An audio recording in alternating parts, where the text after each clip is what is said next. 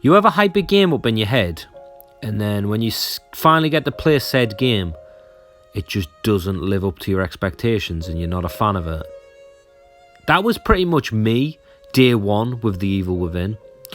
The reason I'm making this video is because I still see a lot of people say The Evil Within is a terrible game and nobody should play it and it's not that good and etc, etc. I'm here to tell you, give it the second chance it deserves. The reason I say this is because I played it a year after release. Obviously I got it day one and I hated it. A year later I picked it back up. I think I must have been bored. It was just dry season of game and I was just like, let's try this again. And it clicked. It clicked on so many levels because even to this day, top 3 games of all time for me. You heard that right, top 3, maybe even number 1. This game is just made for me, and I didn't know it at the time. Tastes change, sure, but I feel like at the time I should have recognised this. The way the game looks, the way it feels, the way it plays. It's exactly what I wanted in a game. Sometimes you don't know what you want until like it's right in front of you, right? And even at the time, I still didn't know what I want, but I know what I like now, and it is The Evil Within. So why do I like it so much?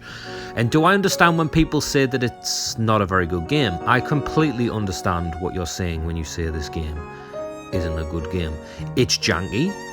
The aiming feels like it's got a ton of dead zones, and it seems deliberate, so it's kind of like hard to aim at enemies when they're running directly at you. It had a ton of technical difficulties day one. It really does.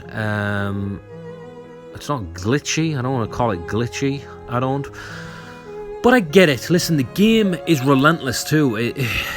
It will destroy you at every corner. You will walk on traps, blow yourself up, get trapped, die. Enemies will cheap shot you and kill you in one. The bosses are literally one-shot kill most of the time. I get it. I really do. And I was in that camp where it's like, this game's cheap. Screw this game, etc, etc. I hate it. What was Shinji Mikami thinking? Trust me, I've said it all. I've been there, done that. But if you learn to master the jank, there's something there, man. There's something there, and I think I get it. I don't think a lot of people get it. I don't. I think some people. Don't get me wrong. It's not like a love it or hate it type game. I've seen some people say it's all right, and some people really despise the game, and then other people are just like absolutely in love. I definitely fall in the love category. Like I said, top 3 of all time, if not top 1. It's the daddy to me, and it's what I like in this genre. This is what I want games to be like Dead Space, like The Evil Within, like Resident Evil 4. This is my kind of horror game where you're not completely defenseless. The viewpoint's perfect. You get cool animations with it. The combat is awesome. Like, for example, Resident Evil 4's combat is all based on hit points. So you shoot them in the head, you do a kick, shoot them in the knee, you do a different kind of animation just to like disperse the enemies. That's how that combat worked. With Dead Space, you've got dismemberment. With The Evil Within, it's more like shoot them in the leg to get them to fall. Once they're on the ground, light them up with a match. It lights up multiple enemies. I know it sounds really stupid and it's unrealistic, and I mean, the game is really unrealistic because, you know, look what's happening. It all makes sense in the end, not story-wise, because the story, I've gone over the story a lot. It doesn't make any sense. Don't even try to make sense of it. Just go with the ride. It's a roller coaster of fun and gore and violence. Just have fun with it. Don't think too heavy on it, because if you start thinking about the storyline, you're going to go, well, that doesn't make sense. No, that couldn't have happened. That doesn't happen.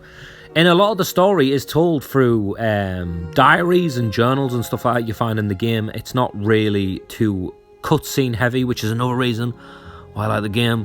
I'm not too big on long bloated cutscenes in video games. It's just kind of like, I used to be, not anymore. And I think the game gets the balance. Seb isn't completely a mute like Isaac was, but he doesn't talk too much in this game, and I think it works in its favour because just like with Dead Space, with Isaac not talking in the first one, it really brings you into the horror. You don't need the main character like chirping all the time, and it doesn't do it in here. Sure, you can argue and go, Seben, this is kind of wooden. He's not as talkative or has a personality like he does in the sequel, which I'll get onto later on.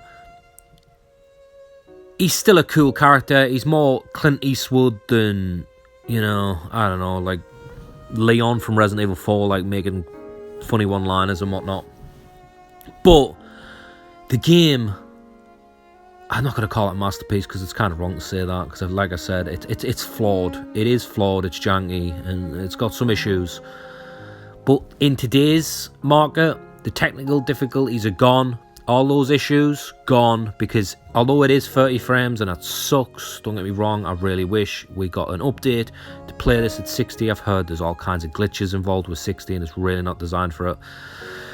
I'd still like some kind of update.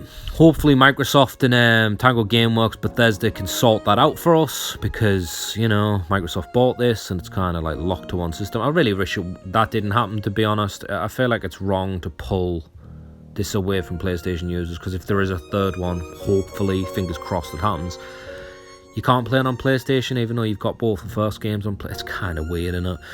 But anyway, if you haven't played Evil Within 1 and 2, do it. They're superb. That's all I got, people. I'll catch you later.